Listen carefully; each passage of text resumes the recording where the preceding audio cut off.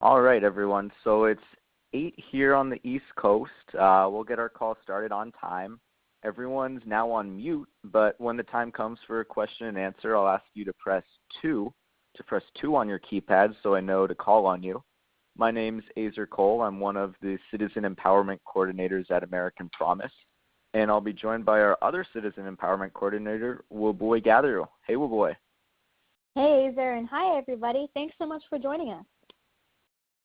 And as Citizen Empowerment Coordinators, we get to talk with people really every day about what they can actually do to contribute to this growing, exciting, and needed effort to get big money out of politics and make our elected officials responsive to people and not profits. So really thank you guys so much for being here to learn more about the movement and how you can help. And the rough agenda for tonight's call is Wuboi is going to give us some quick organizational information on American Promise, sharing how and why Jeff Clements founded American Promise. We'll talk about the constitutional amendment process briefly and explain where the 28th Amendment fits exactly into that process. We'll describe how American Promise associations, how APAs work, and give some examples of American Promise members who have emerged as leaders of their own local groups and share a little bit about what they're doing. And lastly, and I think most importantly, we'll have what I'm hoping will be a really thorough question and answer session. There will be a lot of time for questions and answers before taking it back again just to see who would like to follow up with a one-on-one call with either Wuboi or myself to see if you'd like to begin launching an APA in your community, something we support you in every step of the way. So with that, I'll turn it over to you, Wuboi, to get us started. Thanks, Azer. So I'm going to start by giving some background information on American Promise as an organization. Jeff Clements, he's founder and president of American Promise. He practiced law for 3 decades in both public service and private practice. In the 90s, Jeff actually served as Assistant Attorney General in Massachusetts, and he was part of a team of lawyers litigating against global tobacco companies. So he actually was able to witness firsthand how the legal argument that corporations enjoyed the same First Amendment rights as people, corporations were increasingly able to change federal and state laws in favor of a wealthy few at the expense of the majority of Americans. In 2009, as the Citizens United versus FEC Supreme Court case was making its way through the courts, Jeff recognized that its implications were not entirely a new horrible trend in our democracy, but were actually an alarming jump in a set of increasingly reckless Supreme Court decisions relating to the political power of money and corporations in our democracy. He filed an amicus brief on the case, laying out the dangers of striking down over a century's worth of campaign finance law under the premise of free speech. And of course, you all know how that horrible Supreme Court decision went. There was a 5-4 decision ruling in favor of Citizens United, and Jeff spent the next couple of years really heavily involved in the movement to win a 28th Amendment. And during that time, he published his book, Corporations Are Not People, Reclaiming Democracy from Big Money and Global Corporations. And then in 2016, 6 years after the Citizens United decision and 6 years into the movement to overturn its effects, Jeff figured that the best way that he could continue to serve the movement was by starting American Promise, which is an organization fully focused on winning the 28th Amendment. And the way that American Promise really fits into this national movement is through a cross-partisan emphasis on this cross-partisan problem. People of every and any background come together at American Promise with the sole purpose of getting big money out of politics and winning the 28th Amendment. We have a really, really important focus on truly empowering our American Promise chapter groups, or APAs as we call them, month in and month out. Getting money out of politics is an issue that Americans, regardless of background and political party, overwhelmingly support. This commitment to cross-partisanship shows up in places like our advisory council, where we have people like progressive Nina Turner, who is president of Bernie Sanders' group, Our Revolution. And she works together with people like conservative Al Simpson, retired Wyoming Republican senator, for the same vision, that money is corrupting our democracy, and the only way to fix it is through a constitutional amendment. Thanks so much for that overview, Aboy. And I now just want to quickly go over the process of actually winning a constitutional amendment. I don't think that can really ever be laid out enough. There are really two ways that a constitutional amendment can come about. And the first is that a piece of legislation passes through both houses of Congress with 2/3 vote in each house. That's 290 in the House and 67 in the Senate. And that bill is then sent out to the states, where it must be ratified by 3/4 of the state legislatures. That's 38 state legislatures. Now, the second way this can happen is through a convention of the states. This is where 2/3 or 34 state legislatures call for a constitutional convention around a single issue as laid out in Article 5 of the Constitution. So where does the push for our constitutional amendment stand? So far, 19 states have formally called on Congress for this specific constitutional amendment. Over 800 cities and towns have passed local resolutions in favor. 177 members of current Congress, 135 in the House and 42 in the Senate, are currently in favor of an amendment to limit money's political influence. And most importantly, Americans, regardless of their political affiliation, know that our democracy is not working as intended and that money's outsized political influence is to blame. So I'm now going to kick it back to Aboy to explain about how we're starting and empowering APAs around the country that are energizing Americans to step up and lead in this fight to reclaim our democracy. Hey, Aboy. Thanks, Azer. Of course, it's good to know the nitty-gritty, sometimes boring process of winning a constitutional amendment. But simply put, we need votes, not money, to once again be our democracy's political currency. So what can we do? We've got to work together with people around us, engaging with elected officials, the media, and the general public, all around the need to get big money out of politics. And at American Promise, supporting this exact citizen action is what Azer and I do every single day. So here's the process. Say you want to learn more about starting an American Promise chapter or an APA in your community. You would let Azer and I know that you're interested, and we would set up a call describing the process to support you throughout every step of the way of getting your APA started. Next, you would get about 3 to 7 friends together who also care about this issue, and myself or Azer would have an hour-long Skype call with you guys. We would talk about American Promise organizationally, historically, how our country has gotten to this point, and tangibly what people can do to fix our democracy. And at the end of that call, we'll figure out how many of each attendees can invite to have a launch meeting. And a launch meeting is one of my favorite parts about being an American Promise member. It's a really fun, inspiring event where Azer and myself comes out to wherever you are and leads a discussion all about what people can do, specifically where you are in the country to help win the 28th Amendment. So we've gone to places like Tulsa, Oklahoma, St. Louis, Nashville, Tennessee. We've literally been all over it, and it's so great being able to meet you all. In the past, about 10 to 40 people have shown up to these events, and typically a strong group of about 10 to 15 leave the meeting as members of your new APA. From there, Azer or myself will lead a 4-part new group training, and these 4-part new group trainings are typically every other week, where we go over the issue, really connect with one another, and most importantly, strategize locally on how to best engage your elected officials, the media, and the general public around the need to win the 28th Amendment to get big money out of politics. It's not unusual for an APA to have a meeting with a member of Congress or aide by the end of these trainings. People report taking actions they've never taken before and seeing themselves in a brand new light as change makers. So I would love to give you a couple of examples of APAs in action.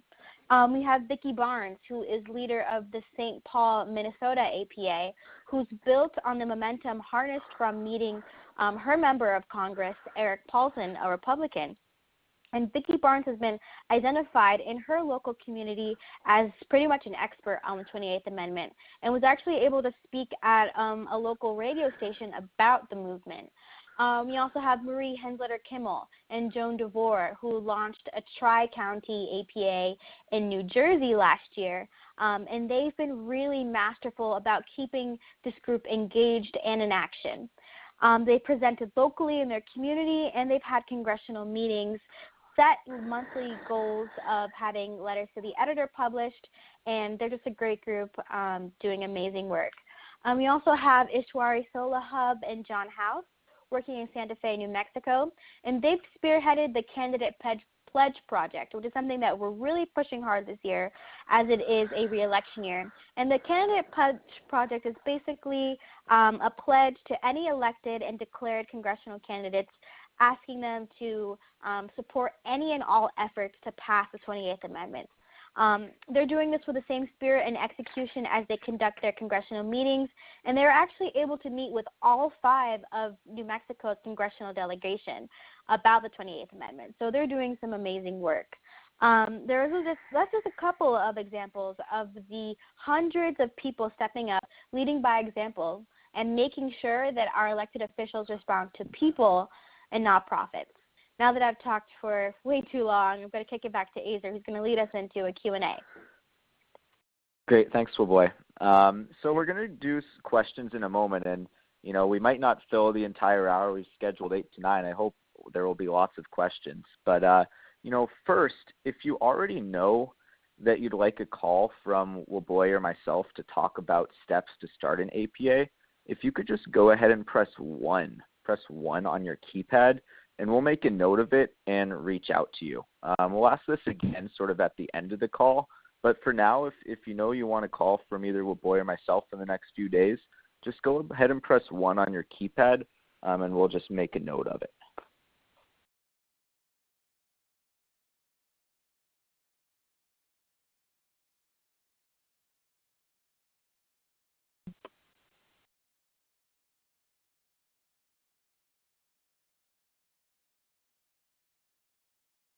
All right, just give me one more second here.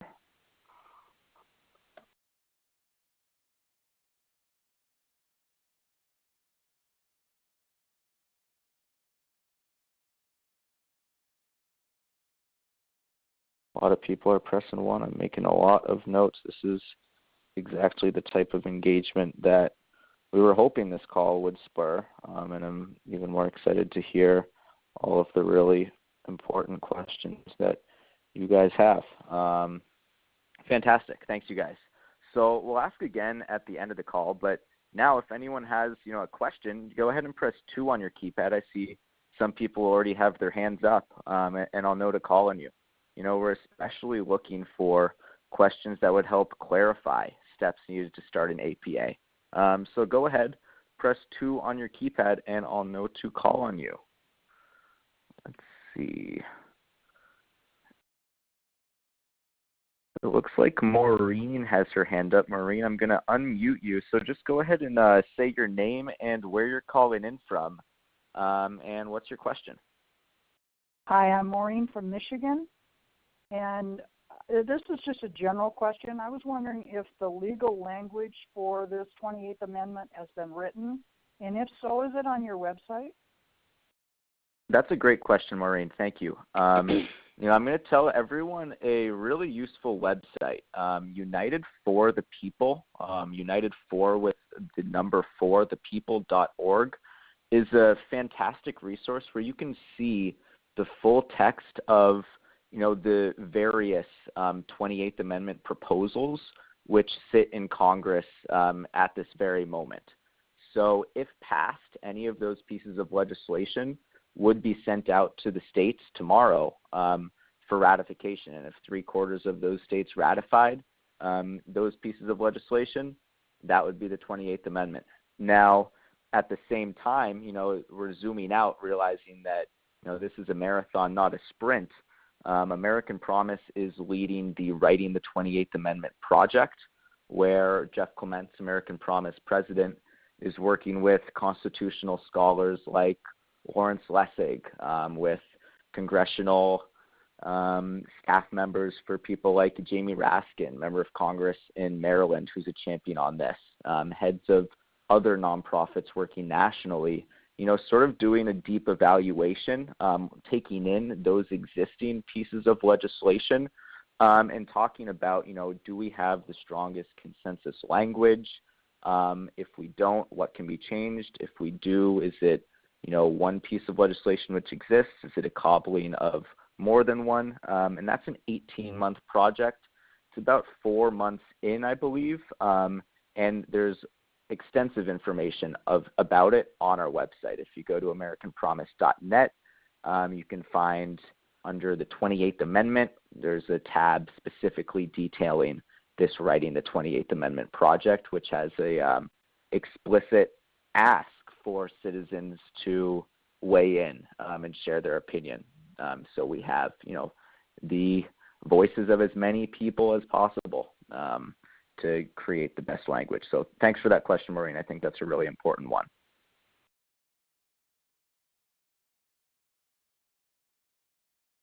All right. Oh, boy, yeah, I see some other people that have their hand up.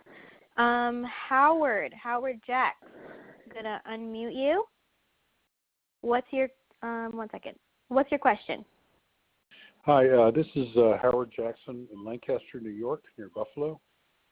I was wondering if, in addition to any language that's been written for the 28th Amendment, whether there's been any proposed laws written. Has anybody penned any possible laws that may follow up the 28th Amendment? By follow up, what exactly do you mean? Well, what kind of laws will follow the 28th Amendment to make sure that money is out of politics? Right. Okay, that's a great question, and that's actually something that a lot of legal scholars are still talking about.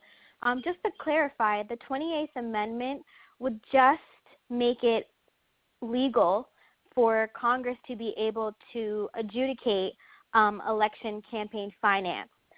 So from there on, that's kind of just like the first step in overall kind of reshaping our democracy to make sure that people govern and not money. It doesn't completely get rid of the problem. There's still a lot of work to be done even after the 28th Amendment is written, but there are lots of solutions that have actually been in place in other states that are a great example of what would happen after the 28th Amendment is passed.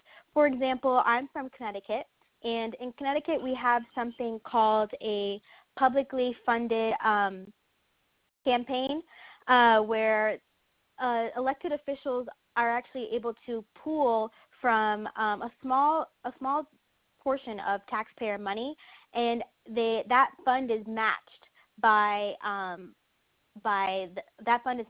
their small donor donations.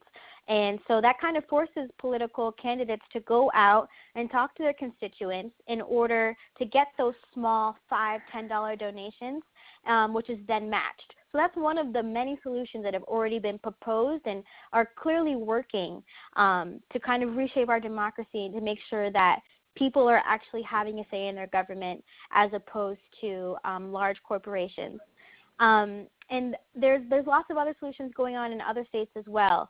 But basically, to sum up my point, we're not exactly sure what America will look like right after the 28th Amendment, but there are lots of solutions that are already in place that definitely ensure that corporations are not governing and that people are. Great, thanks, Fuboy. It looks like a whole lot of people have their hands up, which is fantastic. I'm going to call on Fran Glushak. Fran, just go ahead and shout out your name and where you're calling in from and what your question is. Hi, this is Fran Glushak. I'm from Baltimore, Maryland. So the extent to which the 28th Amendment applies, if at all, will be, I assume without knowing, for federal elections. Can states do what they want to do individually with respect to state and local elections? I mean, they're not going to be able to stop big money from contributing to federal elections, national elections, but can they stop, for example, the NRA to the extent, if at all, that it's run by Russia? Can they stop that from contributing to local elections? Yeah, that's a great question, Fran. And the answer is, no, they can't. One of the things that Supreme Court decisions, sort of notably the Citizens United decision, did was said it's unconstitutional to regulate political campaign expenditures that companies and corporations can contribute politically. So that's why you've seen the rise of super PACs, where a corporation can pour an unchecked amount of money into a super PAC, which can then funnel money into local races, oftentimes across state lines. I just read some article today talking about local elections in Utah, and 92% of the money came from outside of state lines, but nobody could fully trace exactly where it was coming from. There are some local pushbacks to this in St. Petersburg, Florida. In the last 2 months, I'd say, the city of St. Petersburg passed the first of its kind resolution saying that there shall be no super PAC money in the city of St. Petersburg's local elections. They passed this ordinance knowing very well that it is going to be legally challenged. They already have a lawyer hired, very much ready to defend their ability to indeed say, no, there won't be super PAC money in our elections. And the exact, legal rhetoric against this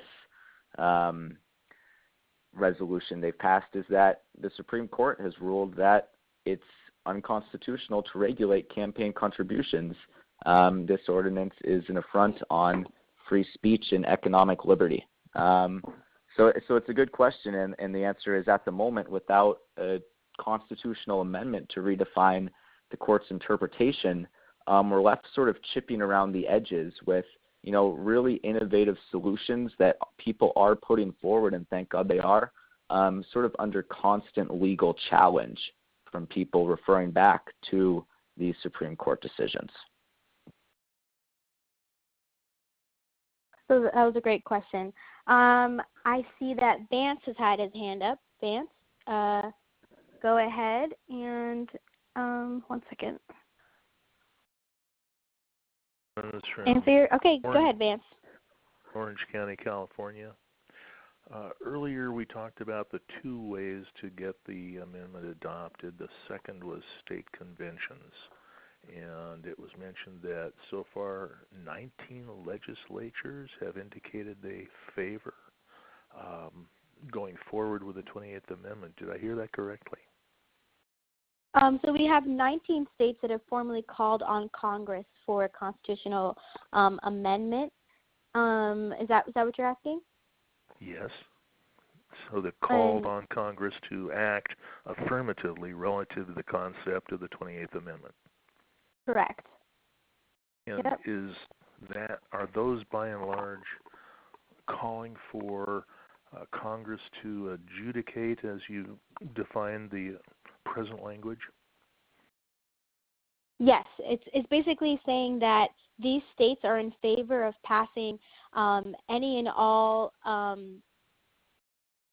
federal legislation dealing with the 28th Amendment. Right now, there are 2 main bills in Congress dealing with the 28th Amendment, and that's what those resolutions are dealing with. Azer, I know you're a great speaker on this topic. Do you want to touch on this a little bit more?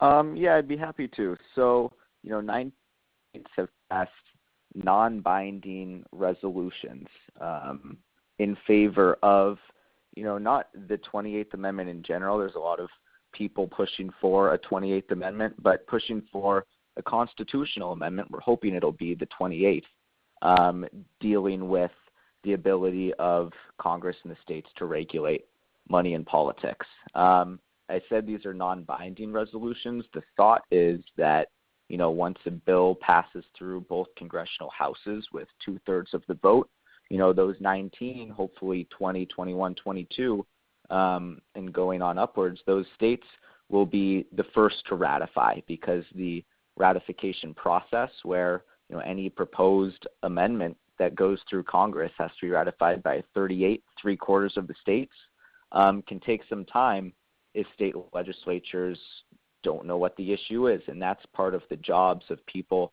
in all 50 states to make sure that their legislators, one, understand the issue, two, pass these non-binding resolutions, and three, even if these resolutions have been passed, some have been passed, 2-3 years ago, and some of the legislatures who originally passed them may not be in office anymore. And so it's the job of people in those states to make sure that this is still an issue that their elected officials are caught up to speed on. I think that's a really important question and something good to understand. So thank you. So it looks like we've got a whole lot of – go for it, Wilboy. Yeah, I was going to say we have a lot of more questions, which is great. April, you are unmuted. Where are you calling from? Great. I'm from. My name is April Calvin. I'm in Missouri, and I'm in a rural Missouri county, and that's my question. My nearest city is St. Louis. That's about a 2-hour drive, and I know there's an APA there. And my question is, what would be the advantage? I mean, I've already contacted my county commission. I'm working on a local issue. What would be the advantage of forming a local APA instead of just? Yeah. Sorry, go ahead. You were muted for a second. No, that's it. Oh, okay. That's a great question. And there are lots of advantages to having a local APA. For one, your community, your people around you, getting as many people as possible involved in this movement, making them aware that this movement is happening is one of the most important steps in passing this amendment. Something we love to talk about in American Promise is political will, that it's up to us as citizens to create political will for politicians to then respond to, as opposed to the other way around. So no matter what your community is, big or small, there's definitely a place for communities to take up this work. We have APAs in rural counties in Pennsylvania, for example, and Ohio.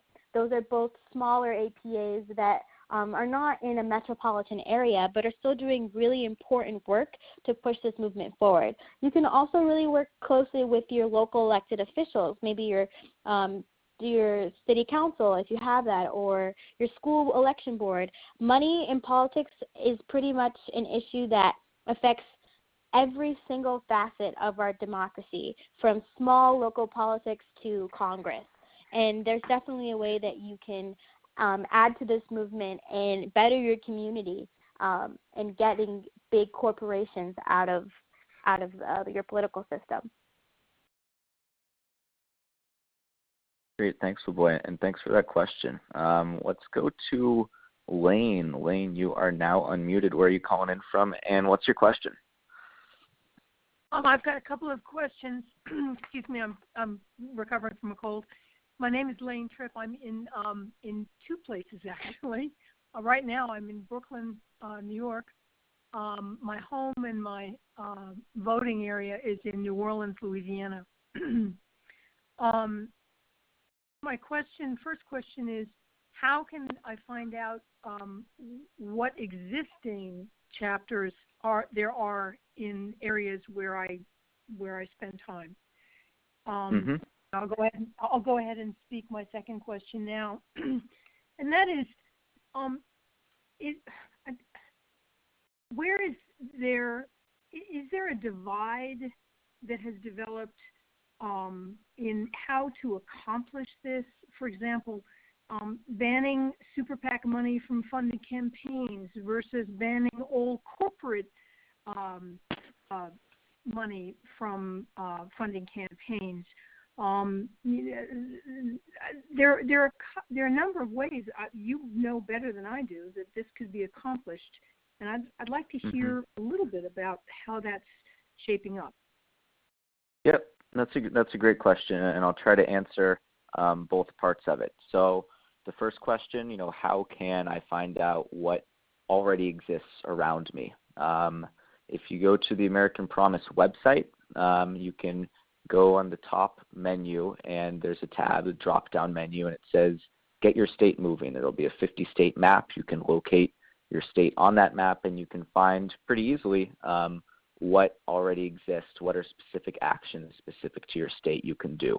You said you were in Brooklyn, New York, if I heard you correctly. There's not currently an American Promise Association in New York, although on February 15th, there is going to be an American Promise Association launch in Manhattan.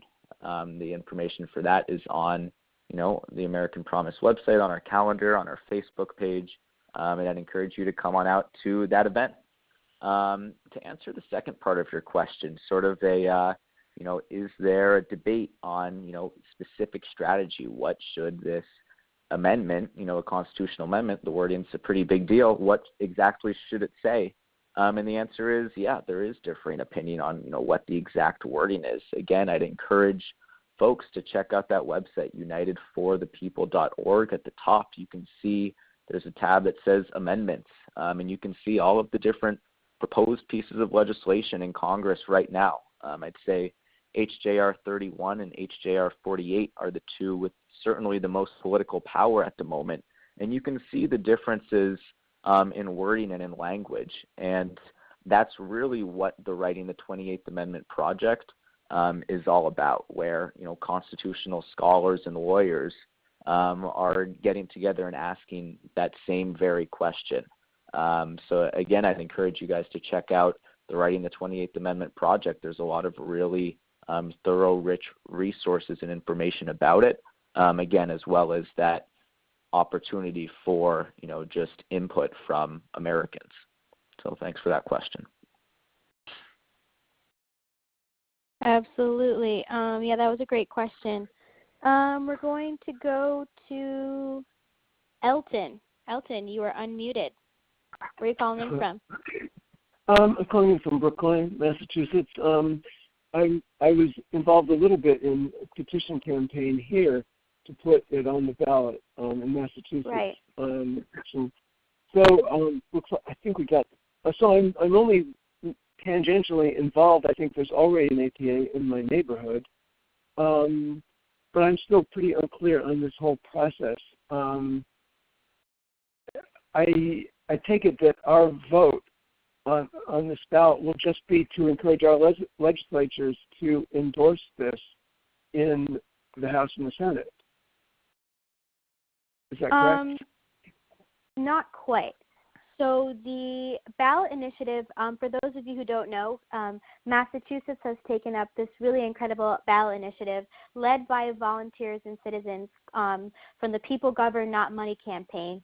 And this ballot initiative does a couple of things. For one, it establishes a first-in-the-nation citizen-led, volunteer-led citizen commission that makes recommendations, researches, and really dedicates its entire time to following the influence of big money in politics, particularly in Massachusetts, and also takes those research findings and makes recommendations to the Massachusetts State House, to the legislators to then vote on. So it's a commission that truly, truly makes the people the watchdogs of democracy and gives people a direct say in what's going on, and it really holds politicians accountable for their actions, as led by people who are ready to air their grievances when these politicians dedicate more time towards the money versus their actual constituents. And actually, Elton, there is not an APA in your community. There is the People Govern Not Money campaign, which is kind of like an APA, but this is more of a campaign centralized around this specific ballot initiative. But there is no APA in Brookline. So if that's something that you're interested in starting, you can absolutely let Azer or myself know, and we will absolutely get back to you, and we would love to get that started. Yep. Thanks, Soboy. And I would add just at the end, the Citizens Commission is a huge part of the ballot initiative. It's also, encouragement. The goal is still to get those congressional co-sponsors. Those are really, the needed pieces to move this process along. So things like ballot initiatives, things like statewide non-binding resolutions, things like local resolutions, those are really all to provide sort of, talking points, really substantive debating merited points for constituents to knock on their members of Congress doors and say, hey, in Washington State, we just won a ballot initiative where 72% of the people in the entire state said they support a constitutional amendment to overturn Citizens United. Why haven't you co-sponsored HJR 48? Why haven't you co-sponsored HJR 31? So that's certainly a big piece of it too, but I think that's a fantastic question, and thanks for taking that one, Will Boy. We've got some more people with their hands up. Let's go to Susan. Susan, you are unmuted. Where are you calling in from, and what's your question? I am Susan Robinson. I'm a South Carolina voter. I'm actually calling in from Oregon, where I spend part of the year. But so I'm trying to sort of get connected with national groups that I can work with in both places even. But my question is that I saw something about right-wing groups wanting to have constitutional convention to make a bunch of changes to the Constitution, and not ones that will increase democracy necessarily. So it's sort of a libertarian kind of movement. And I've thought to myself, are we going to get caught up in that and in the end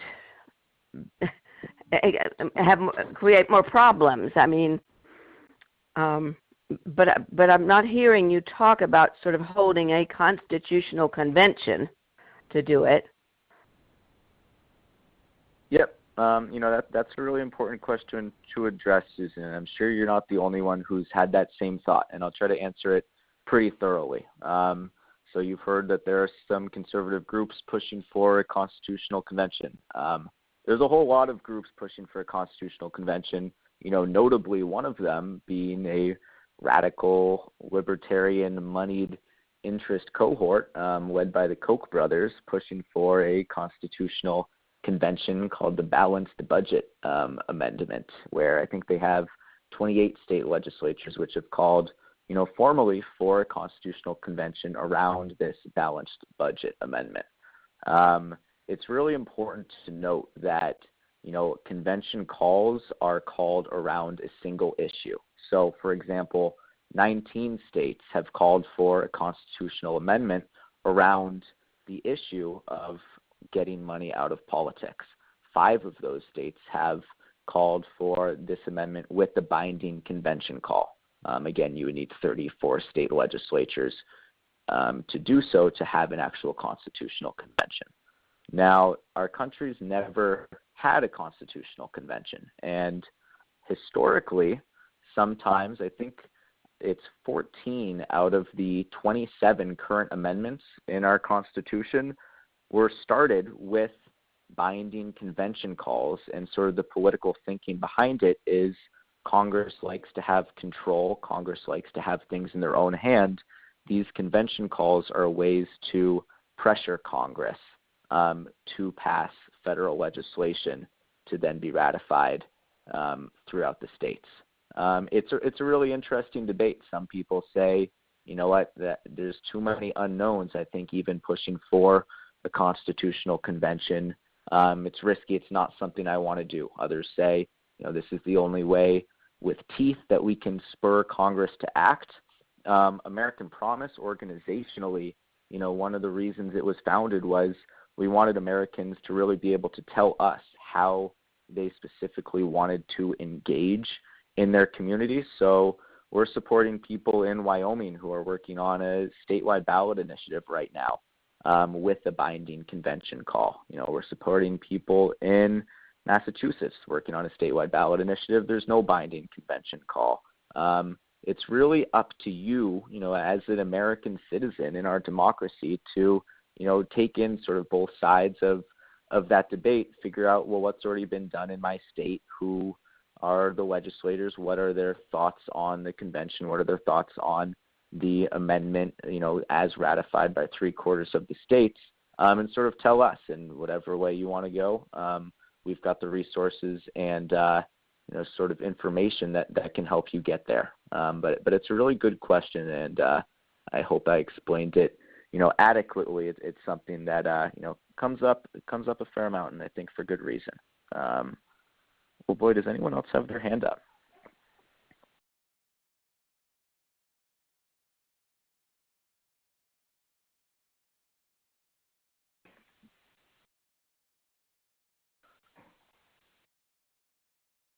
All right, well, let's go to Richard. Richard, you're now unmuted. What's your question and where are you calling in from? Yeah, Richard, you're unmuted. What's your question and where are you calling in from? Are you saying Richard Colbert?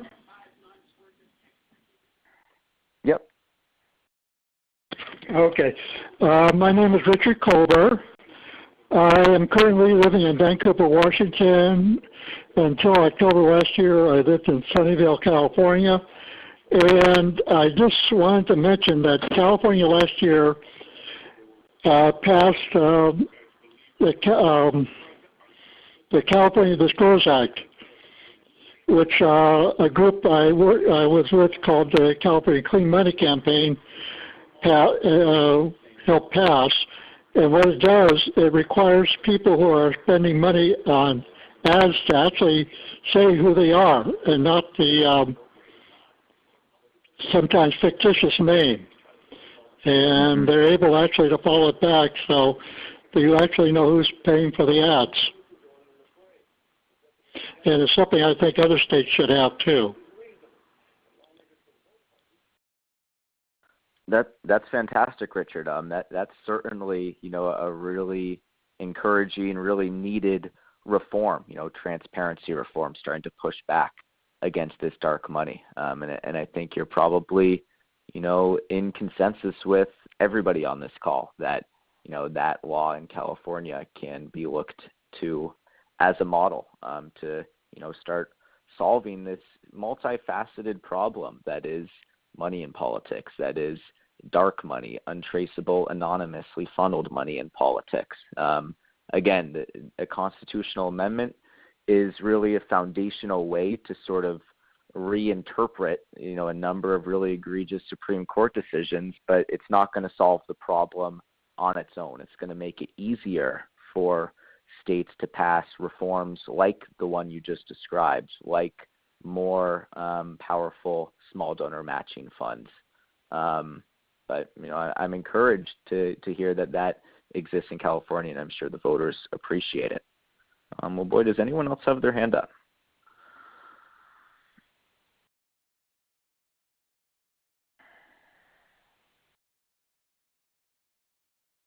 Can you hear me all right, well, boy? All right, well, I'm going to go on to... Yes, I can hear you, Azer. Sorry about that. You were... Okay. I think my phone unmuted. April Calvin, you have a question? Go ahead.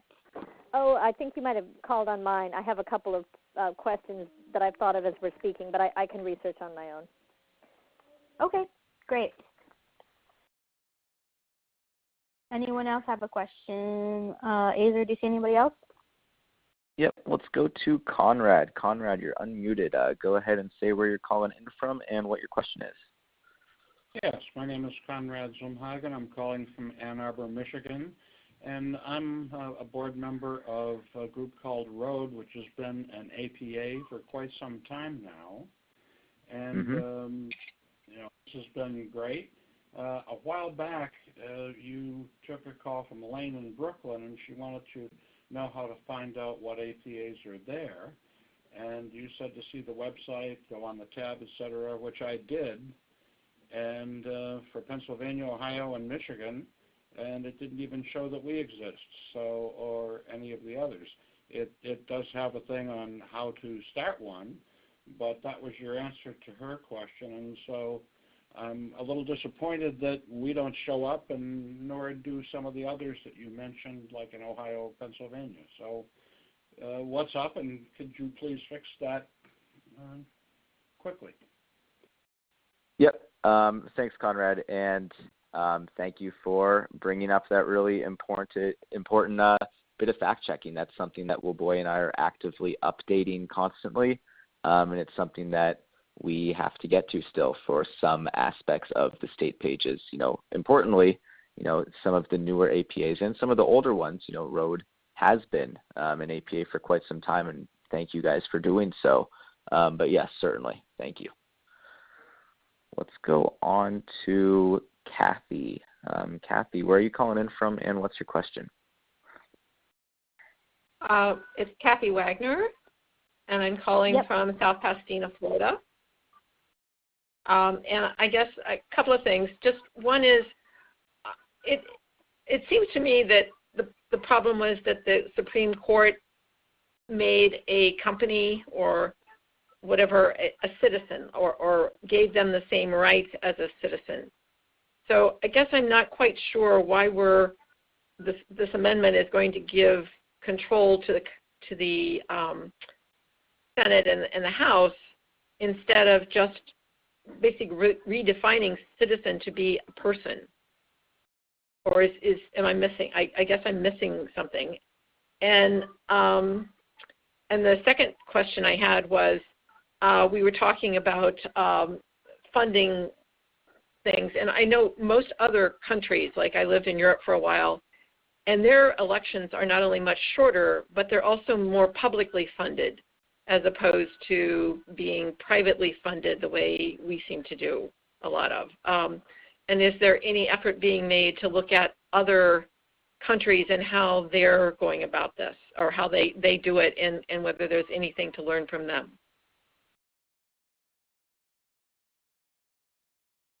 That's a great question, Kathy. Well, Boyd, do you want to take that one, or do you want me to?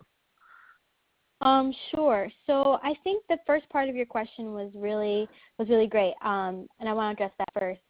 Talking about corporate speech as free speech, that's something that actually I talked about that a little bit, but we talk about that more through our group trainings. That was a Supreme Court case that wasn't decided by the People's United decision, Citizens United decision. Rather, it was a Supreme Court case that kind of led up to what we have now. Corporate speech is a phenomenon that has been working its way up through the courts until 2010, where it kind of culminated with the Citizens United decision. And unfortunately, that was something that was pushed forward by corporations, especially during the big tobacco era, where corporations wanted to use their speech to advertise to young children, and claimed that was free speech, which of course we know corporations are not people, therefore they should not have constitutional rights. Asa, do you want to touch on her second part of the question? Yep, and I'd just like to add a little bit, just to, you asked, well, why wouldn't an amendment address sort of that problem, that misclassification of corporations being people? Again, I'd encourage you to read the text for, specifically HJR 31 and HJR 48, which have language relating to that exact equation, language like, a person or a constitutional right shall be given to human beings only, to all natural persons, and which shall not be misconstrued in any way. So that's something that's certainly addressed. And Kathy, can you just remind me quickly the second part of your question? I want to make sure I don't miss any part of it. Okay, the second part was basically asking, there was talk about the things that they were looking at in terms of this resolving what they were going to allow, and I think it was something about, and my question is, like Europe in several countries, right. They are publicly funded, and so they don't have, or at least from my understanding, they don't have the kind of issues that we have with big corporations giving money. They are able to campaign and do whatever they need to do. They all have a relatively similar amount, and it's not like here where, depending on how much you have, you can do more advertising. And I was trying to find out whether the people who are writing all of this are looking to what is happening in other countries and how they have resolved this problem, and using any of that to kind of come up with what they're going to finally propose.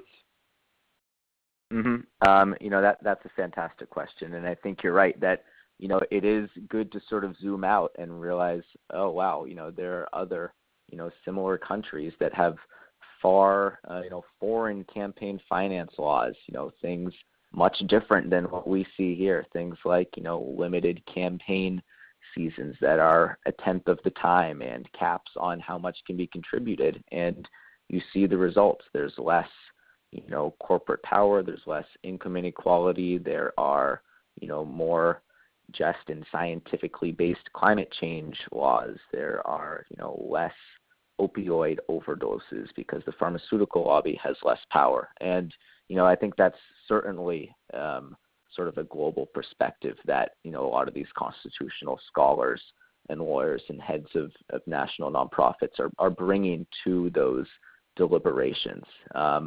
It's easy to be sort of insulated in the United States and get lost sort of in the really flawed rhetoric that any attack or any limitation of any freedom is unpatriotic, and that includes, telling anyone how they can spend their money or how much of their money they can spend or give to in any way. It's really sort of a flawed, absurd rhetoric, which more and more people, I think, are thinking critically about and realizing, it doesn't have to be like this. There doesn't have to be more and more money poured into every single election. And people are ready to step up and fight for something better. And looking overseas is a great way people can sort of realize, oh yeah, there are other models, and that's something certainly in consideration. Let's go on to Ellen Fox. Hey, Ellen, you're unmuted. Where are you calling in from, and what's your question? Hi, I'm calling in from Sharon, Massachusetts. And my question is, you talked about Massachusetts, but you didn't mention our homegrown We the People movement. And I'm wondering how you're working with We the People in Massachusetts. Yep, that's a great question. So We the People Massachusetts, we've worked pretty closely with them in the past. We're pushing for, a statewide resolution with the binding convention call, just another way that Massachusetts can indicate to Congress we want all of our members of Congress in the state to be co-sponsors of these existing constitutional amendment proposals. We worked closely with We the People and still are. A lot of their volunteers have been helping out in the People Govern Not Money ballot initiative. Just 2 weeks ago in the American Promise office, 5 or 6 people from We the People Massachusetts, sat down and were having a meeting with Jeff Clements and Ben Gubitz and Johannes Epgar, staff attorney, sort of about that exact question on how we can best collaborate and pool our resources together in the state. So, thank you for being part of We the People Mass. I think, having more groups that are interested in this issue and in action around it, it's only a good thing. So thanks so much. Well, boy, does anyone else have their hand up? We've got time for maybe 1 or 2 more. Yes. Conrad, you are unmuted. Where are you calling in from? Thanks. I think I talked about the issue with the map. But on a positive note, I just want to note that we and perhaps other APAs that have been around for a while can and will help new ones forming. If there's, for instance, we've been talking with some people about forming an additional APA in a greater Detroit area further away from us. And we and others that have been around can do that in addition to you doing that. Thanks, Conrad, and sorry to call on you again. But yeah, no, that's a really great point. It kind of segues me into a really great aspect at American Promise, which is leader-to-leader, person-to-person, citizen-to-citizen support systems. So actually every other week we have something called a leader call, where basically leaders of American Promise associations are able to hop on a call and kind of discuss best practices, things that have been struggles, and help each other and learn from each other on what is been working in their community. And that's a really great way for people to not only connect, but it really helps to further support our system and further strengthen our nationwide movement. Because sometimes it's a little bit difficult to realize that, there's a group in New Mexico that's doing this work, even though I'm in Florida, or there's a group in Massachusetts doing this work, even though I'm in Texas. And when you get on these calls every other week, you really get to learn from other people dealing with the same types of issues on how you can fix it. And this working together and really learning from each other is a really important model that we love to stress at American Promise. And one of the things that I think makes our citizen leaders so strong and really great advocates for this movement. Azer, do we have any other people with their hands up? Yep, I think we've got time for one more question, and let's go ahead and call on April. April, you are unmuted. What's your question, and where are you calling in from? I actually have already, I don't want to dominate the conversation. I've already asked a question. Okay, thank you, April. Let's go ahead then to Janice. Janice, you're unmuted. Where are you calling in from, and what's your question? Hi. I'm from Davison, Michigan, and I was just wondering if there are any active APAs in my area. Yeah. Thanks, Janice. Davison, I'm close to Flint, Michigan. Okay. That's a fantastic question. And, you heard Conrad, who is in and around the greater Detroit-Lansing area. Michigan is one of our priority states for 2018. So we're hoping to have, a handful of new APAs launched in Michigan in the next, couple of months. One really strong one is taking shape in the Lansing area. And I hope that, if you're close to Flint and Davidson, Michigan, you'll want to have a further conversation with Uboy or myself, and we can strategize on how we can get some more APAs out there in Michigan. It's really fantastic when multiple groups come together in individual states. In New Jersey, for example, there's 3 really strong active APAs which have launched in the last, 6 or 7 months, all of them. And they've really been able to form a pretty powerful alliance and collaboration as they're meeting with their state legislatures, as they're meeting with their members of Congress, as they're presenting to local groups and sort of sharing contacts and collaborating in that way, which has been, really exciting to see. So I think that's going to do it for our time for Q&A. That went very quickly, and thank you guys for all the fantastic questions. And I'd like just to ask people one more time. And 1 second, I'm just going to make sure everyone has their hands down so I don't get confused. But again, if you're interested in, having a follow-up question with Uboy or myself about, the process of starting an APA, just go ahead and press 1 on your keypad. We'll make a note of it, and we'll be sure to give you a call in the next couple of days, and we can really, continue this discussion. So go ahead and press 1 on your keypad if you'd still like that phone call, and we'll make sure that we take a note of it. There will also be a follow-up email, which Uboy or myself sends out tomorrow morning to everyone who registered for this call, with sort of a recap of the call, our emails, and just another way to get in contact with us. But we figure, let's see who's interested now, just so we don't miss anyone. I know people get too many emails. Fantastic. Yeah, absolutely. And also something, just in case maybe you're not quite ready to join American Promise and start an APA, that's totally fine. There's still ways for you to stay in action. We do have a monthly conference call, so that's on the first Saturday of every month at 1 p.m. on the East Coast, where we have guest speakers come. In the past, we've had Senator Jamie Raskin, we've had Nina Turner, president of Our Revolution, and lots of leaders in this movement come and speak about what's going on in this movement nationally, and folks are able to ask these speakers questions. And it's also a great time for people just to reconnect and learn more about this movement. And if you would like to learn more about those calls, you can definitely let Azer or myself know, and we'll let you know how to register for those. And that's a great time to, again, reconnect, recenter, and learn more about this issue from different voices that have been leading this movement. With that, Azer, do you want to close our call out? Yep, thanks, Boy. And just one last note. It seems like we weren't sure coming into this call, what the turnout was going to be, what the engagement was going to be like. Thank you guys. A whole lot of people joined the call. We filled the entire hour quite easily. And I think these are probably calls that we'll do once a month.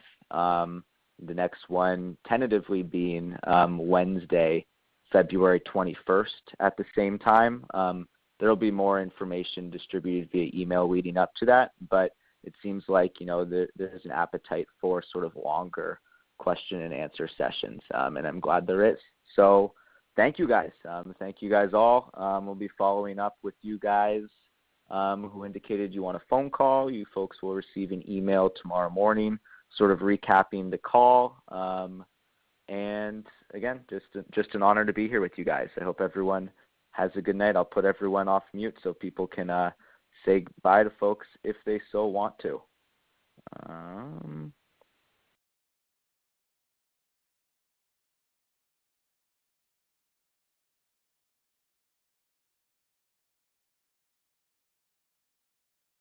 All right, everyone should be off mute in 5 seconds here. Out of anything, it's. All right. Good night, you guys. everybody. Thanks Thanks for so joining much. us. Thanks for being here. People are around the windows it is. Thank you for all the work you But do. the flats of the house are fine. All the side walls. Well, Richard? Once they change the windows Have and a the good frame night. on the windows, it'll be nice. Thanks, you guys. Good night. And like I said, the only bad places I Hello? know about are like those trim boards in some places. Good night, Especially everyone. with the woodpeckers in them. But not that cedar siding. It's all pretty good. So if they wanted to reframe where there's some bad spots, actually lock you into a pricey long-term contract. Love you guys.